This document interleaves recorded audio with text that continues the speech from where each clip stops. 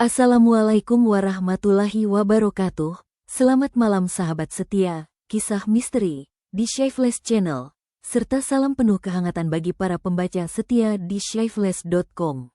Malam ini, angin sepertinya sedang membawa bisikan-bisikan dari celah-celah waktu yang terlupakan. Kita akan berjalan menyusuri jembatan rapuh yang menghubungkan antara kebutuhan hidup yang nyata dengan lembah bayangan yang menelan jiwa. Sebuah peringatan bagi mereka yang sedang berjuang di ujung tanduk, bahwa terkadang, sebuah tangan yang diulur untuk menolong, justru memiliki cakar yang siap mencengkeram leher. Silakan nikmati secangkir minuman Anda, rapatkan keremutan, dan biarkan suara saya menuntun Anda ke dalam sebuah lowongan pekerjaan yang menawarkan surga. Namun ternyata pintu masuknya adalah neraka bernama Kalisewu. Hujan deras memukau kota Jakarta malam itu, seolah langit ikut menumpahkan amarah atas nestapa yang sedang menimpa Satrio. Pria berusia kepala 3 itu melangkah gontai di trotoar yang licin oleh oli dan kotoran kota. Di bawah ketiaknya, sebuah map basah berisi puluhan lamaran kerja yang ia susun dengan sedih hati. Setiap hari ia melangkah ke kantor-kantor berbeda, dan setiap hari pula, senyum manis resepsionis berubah menjadi wajah dingin yang mengatakan, "Maaf, Pak, posisi sudah penuh, atau usia Anda sudah tidak sesuai kriteria kami." Kini, Satrio bukan hanya memikirkan dirinya sendiri. Dalam pikirannya, wajah istrinya yang sedang hamil tua menari-nari dengan ekspresi cemas. Siti, istrinya, sebentar lagi akan melahirkan anak ketiga. Biaya rumah sakit, biaya persalinan normal pun, kini terasa seberat gunung Everest bagi pria yang baru saja diberhentikan dari pekerjaannya tanpa pesangon yang layak. Ia berhenti di sebuah tiang listrik, mencoba melindungi mapnya dari hujan yang semakin deras. Matanya tertuju ke secarik kertas yang terpaku di tiang listrik tersebut, tertutup sebagian oleh stiker lain yang sudah usang. Kertas itu tidak mencolok, hanya selembar kertas HVS biasa dengan tulisan tangan yang agak buram namun terbaca jelas. Lowongan kerja dibutuhkan segera, penjaga dan perawat properti. Lokasi, area jauh, disediakan akomodasi. Gaji, 5 juta rupiah per hari.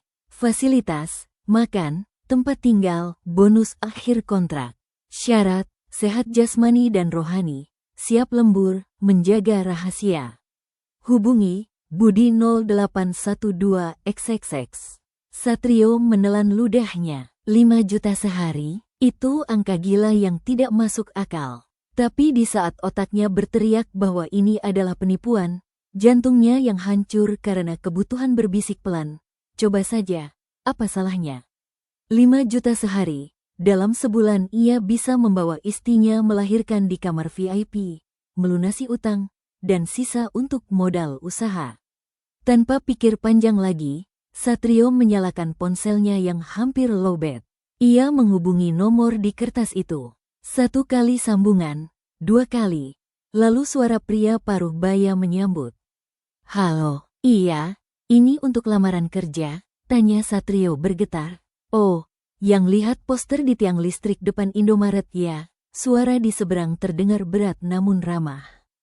"Nama saya Budi, lu tertarik, gak?" "Tertarik, Mas, tapi ini beneran apa? Gajinya segitu?" Kemudian, suara di seberang menurun, menjadi berbisik penuh misteri. "Gue jelasin gak akan cukup di telepon. Lokasinya jauh, tapi duitnya bener. Kalau lu siap kerja keras dan jaga kerahasiaan, besok pagi lu ketemuan gue di stasiun Manggarai. Bawa pakaian seadanya aja. Gue yang ajakin." Pagi harinya, Satrio sudah berdiri di Manggarai. Budi ternyata pria separuh baya dengan wajah lesu namun ramah. Ia membawa Satrio ke sebuah rumah mewah tua di kawasan Menteng.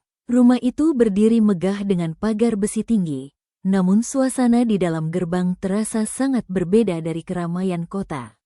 Sunyi, mereka dipertemukan dengan majikan. Seorang perempuan tua berkebaya hitam dengan kain batik tulis motif kuno yang duduk di ruang tamu yang luas. Wajahnya berkerut penuh umur, tapi auranya menakutkan, seolah ia lebih tua dari pepohonan di hutan. Namanya Nyai Gandari. Budi cerita kalian berdua sedang butuh uang. Suara Nyai Gandari berat dan berat, seperti batu yang digeser di atas nisan. Pekerjaan ini simpel. Kalian akan bertugas menjaga properti saya. Sebuah kawasan perkebunan tua dan rumah-rumah peninggalan keluarga saya. Kalian hanya perlu menjaganya agar tidak disatroni pencuri, merapikan halaman, dan memastikan semuanya bersih. Gajinya 5 juta sehari per orang, Bu, tanya Satrio hati-hati. Nyai Gandari tersenyum tipis. Senyum itu tidak menyentuh matanya yang dingin. Betul, tapi ada konsekuensinya. Kemudian, Sang Nyai mulai menyebutkan syarat-syarat yang membuat bulu kuduk Satrio berdiri satu persatu. Pertama, kontrak tidak boleh dibatalkan sebelum waktu yang ditentukan. Kedua, selama bertugas, dilarang membawa keluarga atau siapapun ke lokasi. Ketiga, lokasi ini dijaga oleh hawa sakral, jadi dilarang keras membawa teknologi komunikasi, HP. Dan yang terakhir, saat maghrib tiba, kalian wajib berada di dalam rumah induk, mengunci semua pintu, dan tidak boleh keluar untuk alasan apapun sampai matahari terbit. Kalau kalian langgar, lanjut Nyai Gandari sambil menatap tajam ke mata Satrio, uang yang sudah kalian terima harus dikembalikan berkali lipat. Dan lebih dari itu, nyawa orang yang kalian sayang di luar sana, jadi taruhannya. Ancaman itu jelas. Satrio melirik Budi, teman barunya itu. Budi hanya mengangguk pelan, tatapannya kosong seolah sudah pasrah. Kami sanggup, Bu, ucap Satrio akhirnya, tanda tangannya sudah bersedia menyerahkan nyawa demi biaya persalinan istrinya. Esok harinya, perjalanan dimulai. Sebuah mobil van tua menjemput mereka. Sopirnya seorang pria berbadan kekar tapi bisu, tidak pernah berkata sepatah kata pun sepanjang perjalanan. Perjalanan memakan waktu berjam-jam. Jakarta yang ramai perlahan berganti menjadi jalanan pedesaan yang sepi, lalu berubah menjadi jalan tanah berbatu yang terjal dan sempit. Pohon-pohon di kiri kanan jalan mulai menjulang tinggi, rindang, dan lebat. Cahaya matahari sulit menembus kanopi pepohonan itu, membuat suasana di dalam mobil menjadi gelap dan suram meski siang hari. Satrio mulai merasa sesak napas. Dalam perjalanan, ia melihat pemandangan yang aneh. Di antara kelebatan hutan, ia melihat beberapa sosok berpakaian putih kotor sedang berjalan memikul keranda. Satrio mengira ia salah lihat. Mas, tadi itu, Satrio memulai percakapan. Sopirnya hanya melirik ke kaca spion sebentar, lalu kembali menatap jalan. Di sini mah udah biasa orang mati. Biarin aja. Jawaban singkat dan mencekam itu membuat Satrio menelan ludah. Akhirnya, mobil berhenti di depan sebuah gapura besar tua. Gapura itu terbuat dari bantuan batu hitam yang ditumbuhi lumut tebal. Namun di sisi kanan gapura terdapat tulisan pahatan besar namun hampir terkikis oleh waktu yang bertuliskan KALISEWU. Ini batas wilayah kalian, bisik Budi pelan. Kita jalan kaki dari sini. Mobil gak boleh masuk. Mereka turun dengan tas masing-masing. Setelah memasuki gapura Kalisewu, suasana berubah total. Di sana tidak ada jalan aspal, hanya jalan setapak tanah merah yang berkelok di antara semak belukar. Setelah berjalan sekitar 10 menit, terbentanglah sebuah pemandangan yang membuat jantung Satrio berhenti berdetak sejenak. Ini bukan perkebunan, ini adalah komplek kematian. Ratusan rumah panggung tua terjejer rapi di tengah lembah yang tertutup kabut tebal. Rumah-rumah itu terbuat dari papan kayu yang sudah berwarna abu-abu lapuk, beratap ijuk hitam yang berjamur. Yang paling aneh, tidak ada satupun cerobong asap yang berasap. Tidak ada suara ayam, jangkrik, burung, bahkan suara angin pun tidak terdengar. Sunyi yang mencekam, seolah udara di tempat ini sudah mati ratusan tahun lalu. Di ujung komplek itu, berdiri 3 rumah yang berbeda. Berbata merah, beratap genteng tanah liat. Itu adalah rumah penjaga, rumah induk tempat Satrio dan Budi akan tinggal. Mereka masuk ke dalam rumah bata merah itu. Ruangnya luas namun dingin menusuk tulang. Di ruang tamu tergantung lukisan-lukisan potret orang tua. Satrio menghampiri salah satu lukisan dan merinding nyalinya. Lukisan itu menggambarkan seorang laki-laki berpakaian adat Jawa, namun wajahnya rata. Tidak ada mata, tidak ada hidung, tidak ada mulut. Hanya bidang kulit yang polos. Ia menoleh ke lukisan lain, semuanya sama. Tanpa wajah. Kenapa ada lukisan manusia tanpa wajah? Pertanyaan itu terus berputar di kepala Satrio saat ia menyiapkan tempat tidur di lantai rumah yang dingin itu. Maghrib akan segera tiba, dan ia baru saja menyadari bahwa ia tidak tahu apa yang sedang dijaganya di tempat bernama Kalisewu ini. Hari-hari pertama di Kalisewu berlalu dengan rutinitas yang melelahkan sekaligus membingungkan. Pekerjaan utama mereka adalah membersihkan rumah-rumah panggung yang kosong itu. Nyai Gandari selalu mengingatkan bahwa rumah-rumah itu adalah harta warisan keluarga yang harus dirawat, jadi jangan sampai ada debu menumpuk. Setiap pagi, Satrio dan Budi berjalan membagi tugas. Satrio menuju deretan rumah di sebelah timur, sementara Budi ke sebelah barat. Satrio mulai menyapu lantai salah satu rumah panggung. Saat menyingkap gorden kain goni tua yang tertutup debu tebal, ia melihat sesuatu yang mengguncang imannya. Di dinding kamar tidur itu, tertulis nama-nama dengan tinta merah segar yang nampak baru saja ditulis. Sutrisno, Bambang, Kusumo, dan ratusan nama lainnya. Ia menyentuh salah satu tulisan itu. Tinta merahnya masih basah dan lengket. Bau anyir besi darah menusuk hidungnya. Di pojok kamar itu, ada sebuah pintu kecil yang tertutup rapat dengan 3 gembok besi berkarat. Satrio teringat aturan Nyai Gandari, jangan sekali-kali membuka kamar yang terkunci. Namun rasa penasaran adalah racun yang mematikan. Ia mendekatkan telinganya ke celah pintu. Awalnya hening, lalu ia mendengar suara desisan pelan. Seperti ada seseorang yang sedang terengah-engah menahan napas. Long. Suara itu samar tapi jelas. Satrio terhuyung mundur, seragam kerjanya basah oleh keringat dingin. Ia keluar dari rumah itu dengan nafas memburu. Tapi anehnya, saat ia menoleh ke belakang, tulisan-tulisan nama di dinding tadi sudah hilang. Dindingnya bersih, hanya papan kayu lapuk yang tak berwarna. Sementara itu, Budi mengalami hal yang lebih aneh. Saat ia sedang menyapu halaman rumah lain, ia merasa diawasi. Setiap kali ia menoleh ke arah jendela rumah yang sedang dibersihkan, ia melihat bayangan seseorang berdiri di balik kaca kotor. Ia menembak pura-pura berani dengan mengetok kaca jendela. "Halo, ada yang di dalam gak?" Tak ada jawaban. Bayangan itu tidak bergerak. Budi mendekat. Saat ia berdiri tepat di depan jendela, ia melihat sosok itu dengan jelas. Seorang perempuan memakai kebaya merah tua, rambutnya terurai panjang menutupi seluruh wajahnya.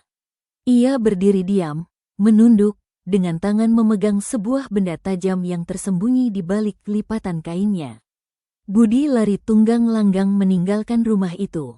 Lari sampai ke rumah induk bata merah. Satrio menyusul beberapa menit kemudian dengan wajah pucat. Malam itu, mereka berkumpul di ruang tamu rumah induk, tidak berani berpisah meski harus istirahat. "Mas, tempat ini aneh banget," bisik Budi, suaranya gemetar. "Aku lihat hantu beneran." "Perempuan kebaya merah." "Gue juga," jawab Satrio pelan. "Di dinding rumah yang gue bersihin ada nama-nama orang berdarah. Dan ada suara minta tolong dari kamar yang dikunci." Mereka terdiam. Lampu teplok di tengah ruangan berkedip-kedip, seolah setan menertawakan ketakutan mereka. Di luar rumah, hutan Kalisewu mulai hidup. Suara tangisan bayi, suara rantai dikerek, dan suara langkah kaki berat di atas rumah panggung mulai terdengar bergantian. Mereka mematuhi aturan, mengunci pintu, menutup jendela rapat, tidak keluar meskipun pintu digedor-gedor keras oleh sesuatu yang tak terlihat. Namun, ketakutan terbesar bukan pada hantu, tetapi pada ancaman Nyai Gandari yang menyebutkan keluarga mereka. Satrio sering menghayal betapa jika dia lari sekarang, sesuatu akan terjadi pada Siti dan 2 anaknya di rumah. Itu lebih menakutkan daripada 1000 hantu. Hari ketujuh, terjadi insiden yang mengubah segalanya. Sebuah mobil datang membawa logistik makanan.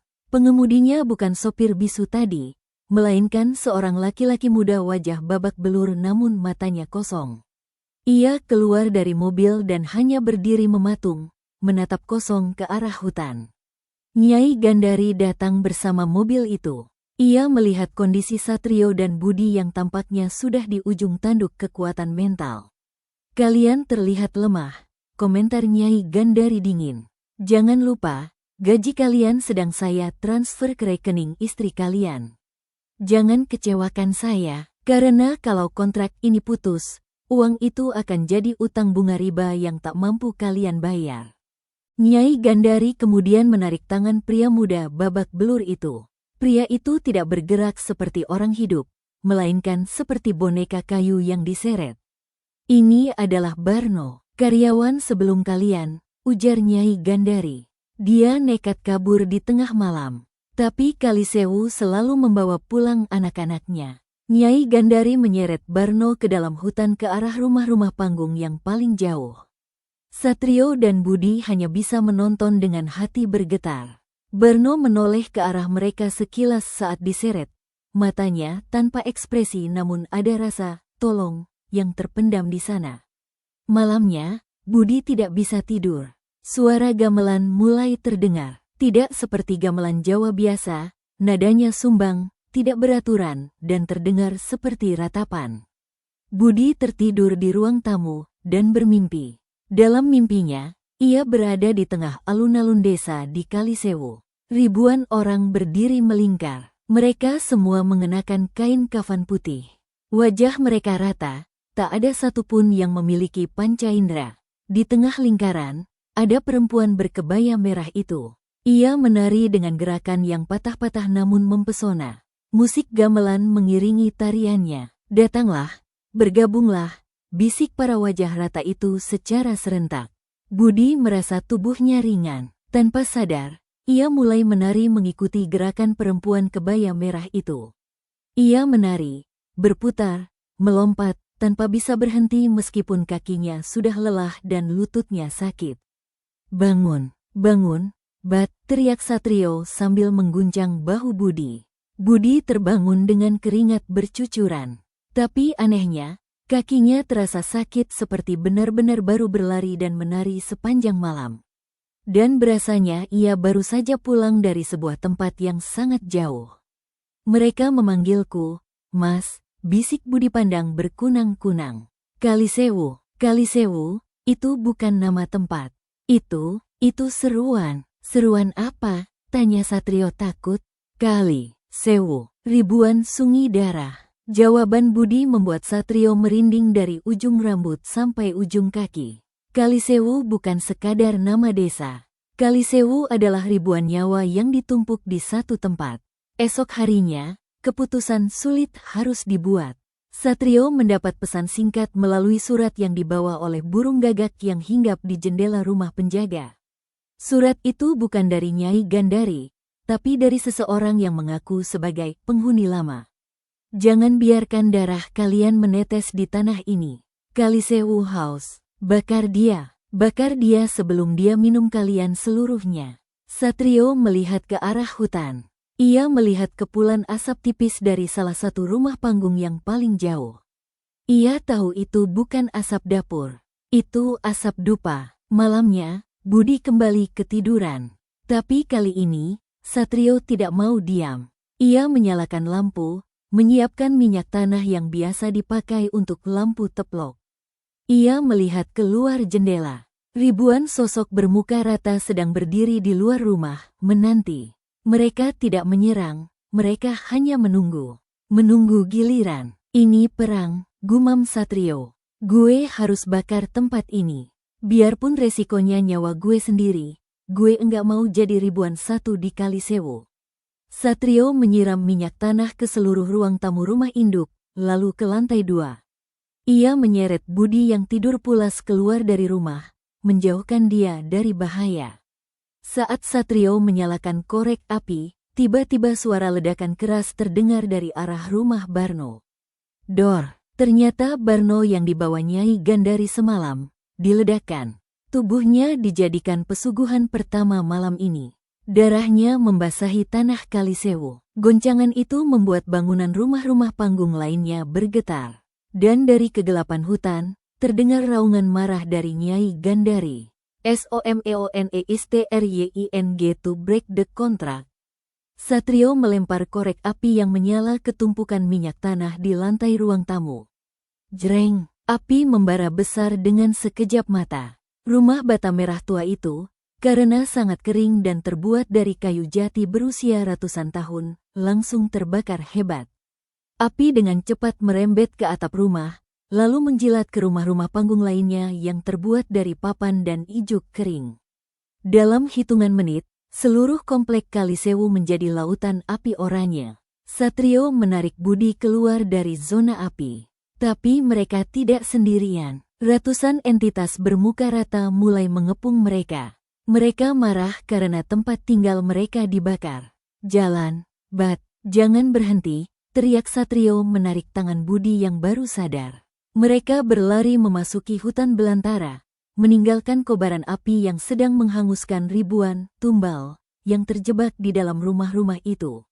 Di kejauhan, terdengar suara Nyai Gandari yang meraung seperti macan tutul yang terluka. Kabut tebal segera menyelimuti hutan begitu Satrio dan Budi berhasil menjauh dari komplek yang terbakar. Udara dingin menusuk tulang, jauh lebih dingin dari sebelumnya.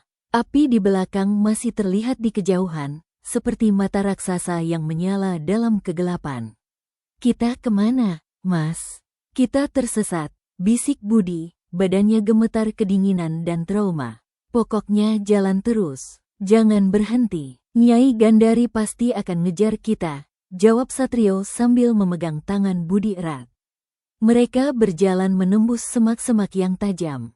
Jam sudah menunjukkan dini hari. Namun kegelapan hutan ini seolah tidak pernah berakhir. Pohon-pohon tumbuh berjejer rapi, tapi tidak satu pun yang mereka kenal. Pohon-pohon itu terlihat sama, membuat mereka bingung apakah mereka berputar di tempat yang sama. Tiba-tiba, Budi berhenti. Ia menunjuk ke arah depan.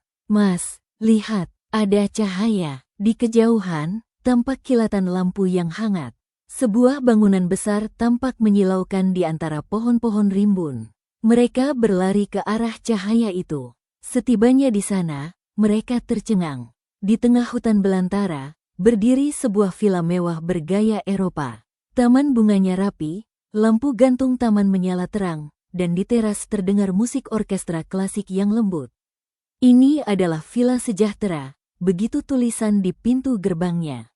Pintu gerbang terbuka lebar. Seorang pria berjas putih keluar menyambut mereka dengan senyum lebar. Selamat datang, para tamu kehormatan. Sudah lama kami menunggu tamu malam seperti kalian.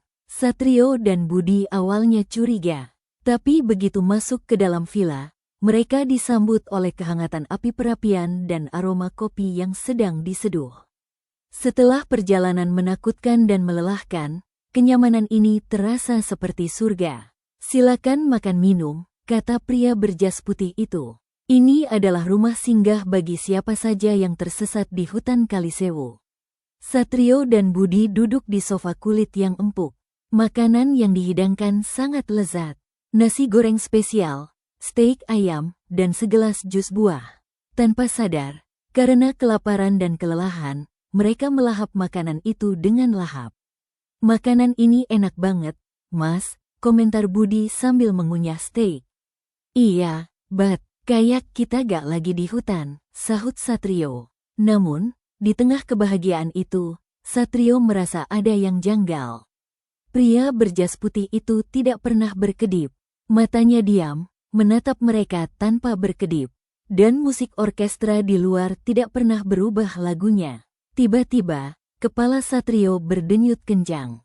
Pandangannya mulai kabur. Bat, jangan dimakan, bisik Satrio pelan. Apa yang ia lihat membuatnya tercengang.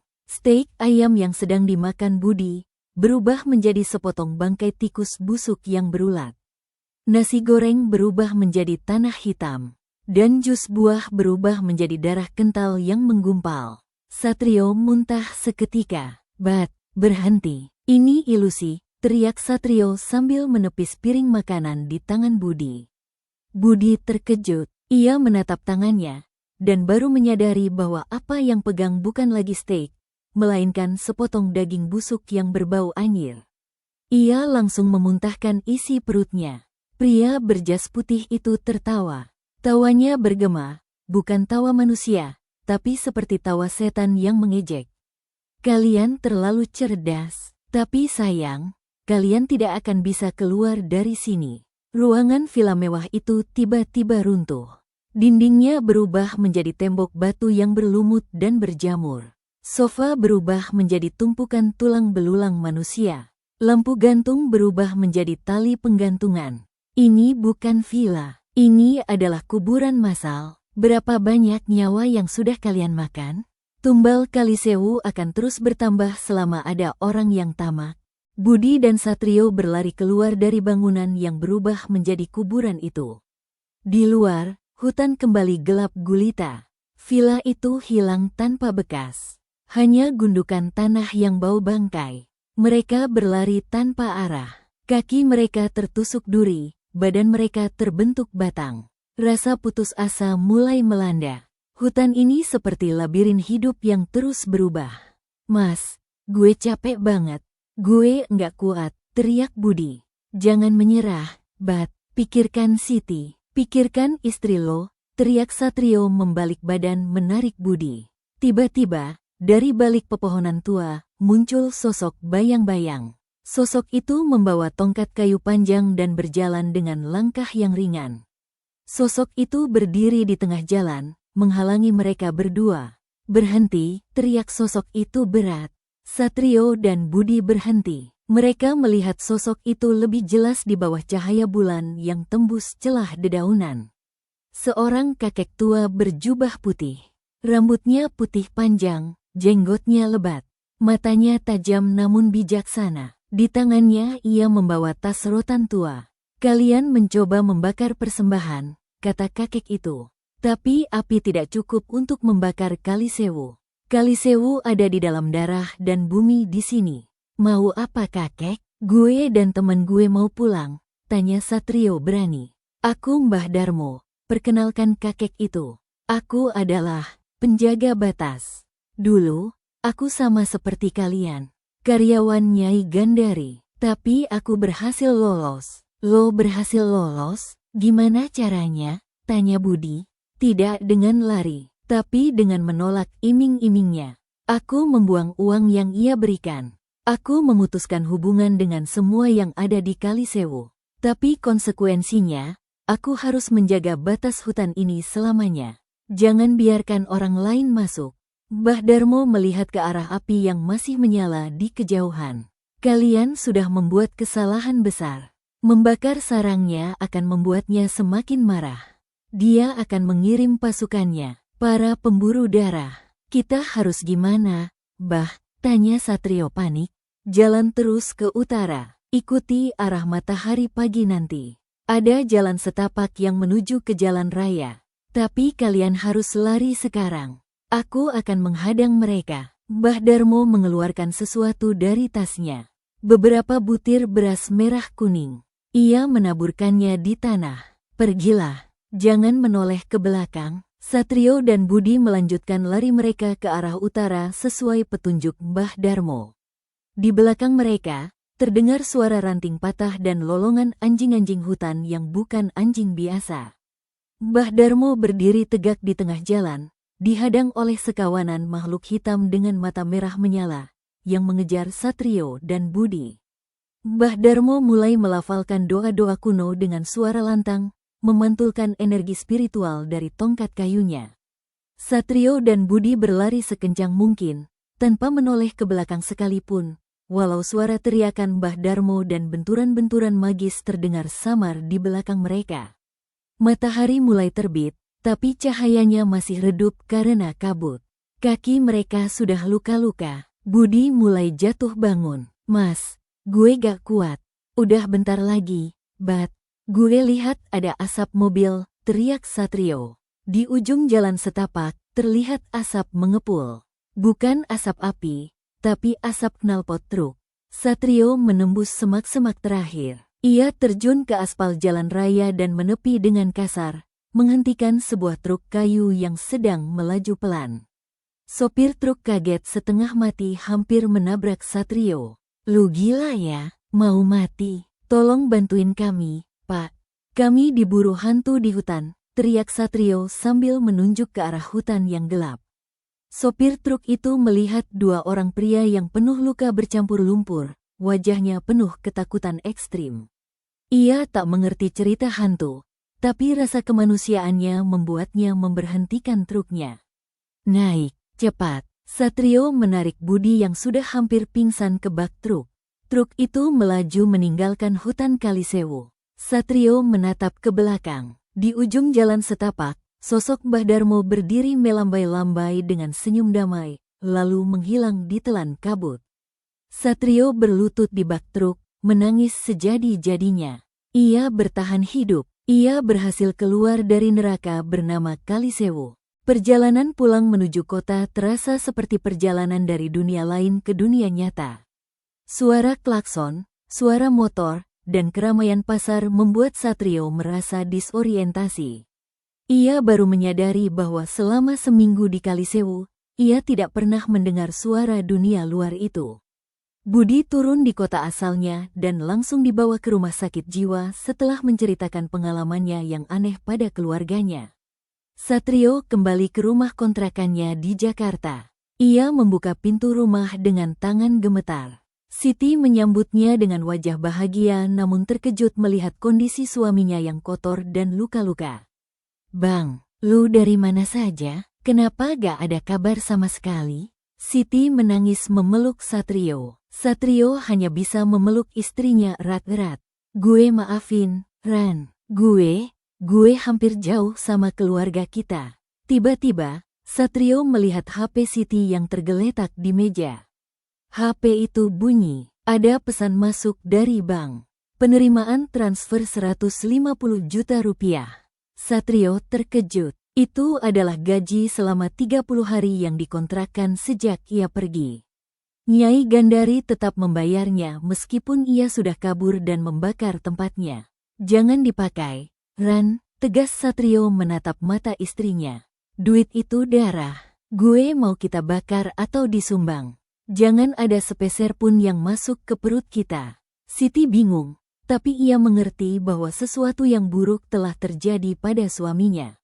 Ia mengangguk pelan. Hari-hari berikutnya berlalu. Satrio mencoba kembali hidup normal. Ia mencari pekerjaan baru, pekerjaan halal, meskipun gajinya kecil. Siti melahirkan anak ketiga mereka dengan selamat, sehat, dan tanpa komplikasi. Sebuah kebahagiaan yang Satrio syukuri penuh. Namun, trauma Kalisewu tidak pernah benar-benar hilang. Satrio sering terbangun tengah malam karena bau dupa anyir yang tiba-tiba muncul di kamarnya. Atau ia melihat bayangan-bayangan bermuka rata di pojok ruangan yang hilang saat didekati. 2 bulan kemudian, Satrio sedang berjalan di jalanan pasar untuk membeli sayur. Ia melewati sekelompok pemuda yang sedang membaca koran bekas. "Hei, Mas, bacain dong korannya," panggil salah satu pemuda. Satrio menghampiri. Isi koran itu berita kriminal, olahraga, dan halaman belakang berisi iklan baris kecil-kecil. Mata Satrio tertumbuk pada satu iklan di pojok bawah yang sangat mirip dengan yang ia lihat dulu di tiang listrik. Tapi kali ini tertulis dengan tinta merah baru yang masih basah. Lowongan kerja dibutuhkan, penjaga rumah dan perawatan area. Gaji 7 juta rupiah per hari. Lokasi, area terpencil, sediakan akomodasi. Syarat, siap kontrak seumur hidup. Hubungi Nyai Gandari kalau berani. Satrio merasakan darahnya mengucir ke kaki. Nyai Gandari mencari pengganti. Kontraknya dengannya mungkin sudah selesai, tapi permainan iblis itu tidak akan pernah berhenti selama masih ada orang yang putus asa. Ia menatap pemuda-pemuda itu dan berkata pelan, "Jangan dilamar. Iklan itu jebakan." "Hah, Masih ngetawain orang susah nih, kata pemuda itu cengengesan. Satrio meninggalkan tempat itu dengan perasaan berat. Ia melihat ke langit yang mendung. Di antara awan-awan tebal, ia seolah melihat wajah tanpa mata dan mulut, menatapnya, tersenyum tipis. Tumbal darah Kalisewu masih berlanjut. Sekianlah kisah panjang dan menegangkan malam ini, warga malam. Semoga pengalaman Satrio dan Budi ini bisa menjadi pelajaran berharga bagi kita semua. Bahwa di dunia ini, tidak ada jalan pintas menuju kebahagiaan. Setiap rupiah yang diterima dengan cara yang tidak halal, dibayar dengan harga yang jauh lebih mahal, ketenangan jiwa dan keselamatan keluarga.